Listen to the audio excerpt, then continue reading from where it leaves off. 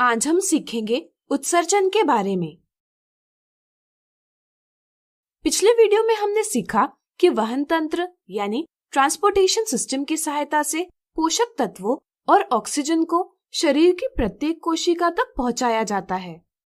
कोशिका में इन सरल पदार्थों और ऑक्सीजन की सहायता से उपापचयी क्रियाएं यानी मेटाबॉलिक रिएक्शंस होती हैं, जिससे कोशिका में ऊर्जा निर्माण तथा अनुरक्षण की क्रियाएं होती है। इन उपापचयी क्रियाओं के दौरान नाइट्रोजन युक्त वर्ज्य पदार्थ यानी वेस्ट मटेरियल उत्पन्न होते हैं। ऐसे पदार्थ शरीर के लिए हानिकारक होते हैं, इसलिए इन्हें शरीर से बाहर करना आवश्यक है। इस क्रिया के लिए उत्सर्जन यानी एक्सक्रीशन का प्रक्रम सहायता करता है।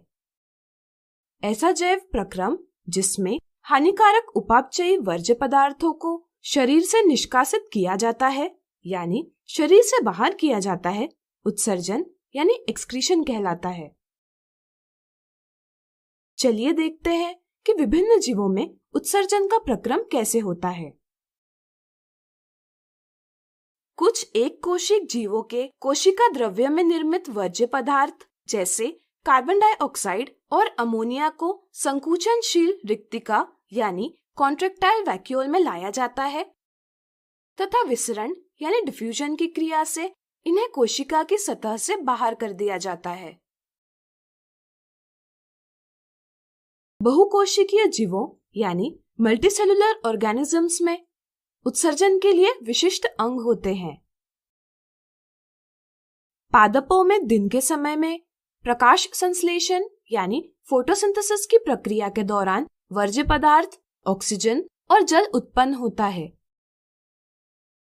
तथा रात्रि के समय प्रकाश संश्लेषण नहीं होता, इसलिए वर्ज्य पदार्थ कार्बन डाइऑक्साइड उत्पन्न होता है। इनका निष्कासन पत्तियों में उपस्थित रंध्रों यानी स्टोमेटा द्वारा किया जाता है। वाष्पोत्सर्जन यानी ट्रांसपिरेशन प्रक्रिया में रंध्रों द्वारा अतिरिक्त जल का भी निष्कासन किया जाता है। रात्रि के समय वाष्पोत्सर्जन प्रक्रिया नहीं होती। कुछ वर्ज्य पदार्थों को पत्तियों और टहनियों की छाल के कोशिकीय रिक्तिका यानी सेल्यूलर वैक्यूल में संचित किया जाता है, जिनका क्षय हो जाता है। कुछ वर्ज्य पदार्थ रेजिन और गोंद के रूप में पुराने जाइलम में संचित किए जाते हैं। रेजिन और गोंद जैसे वर्ज्य पदार्थ मानव के लिए बहुत उपयोगी होते हैं। पादप की जड़ें विसरण द्वारा कुछ वर्ज्य पदार्थ आसपास की मृदा में निष्कासित करते हैं। मनुष्य में वर्ज्य पदार्थों का निष्कासन उत्सर्जन तंत्र यानी एक्सक्रीटरी सिस्टम की सहायता से किया जाता है। उदर के पीछे की तरफ और रीढ़ की हड्डियों के दोनों ओर वृक्क यानी किडनी का जोड़ा स्थित है, जिसकी सहायता से मनुष्य के रुधिर यानी ब्लड में उपस्थित नाइट्रोजनी वर्ज्य पदार्थ यूरिया और यूरिक अम्ल निस्यंदन यानी फिल्ट्रेशन द्वारा अलग किए जाते हैं। वृक्क में पतली भित्ति वाली केशिकाओं यानी कैपिलरीज का गुच्छा है, जिसे वृक्काणु या नेफ्रॉन कहते हैं। यह वृक्क की आधारी संरचनात्मक और क्रियात्मक इकाई यानी basic structural and functional unit है। प्रत्येक वृक्क में अनेक वृक्काणु होते हैं जो आपस में निकटता से पैक रहते हैं। वृक्काणु का ऊपरी भाग एक कप के आकार का होता है, जो बोमन संपुट यानी बोमन्स कैप्सूल कहलाता है। वृक्कीय धमनी वृक्क में ऑक्सीजनित रुधिर पहुंचाती है और केशिकाओं का निर्माण करती है तथा रुधिर बोमन संपुट तक पहुंचाती है।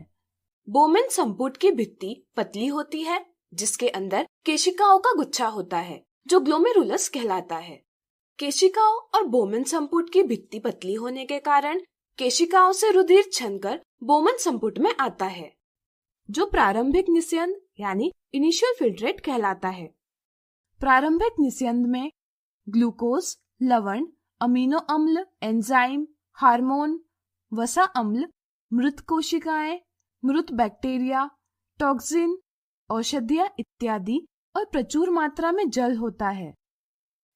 जब यह प्रारंभिक निस्यंद नेफ्रॉन के नलिकाकार भाग में प्रवाहित होता है, तब इन पदार्थों का चयनित पुनर्वशोषण यानी सिलेक्टिव रीएब्जॉर्प्शन किया जाता है। अवशोषण का स्तर शरीर में जल की आवश्यकता पर निर्भर करता है। शेष तरल वर्ज्य पदार्थ मूत्र कहलाता है।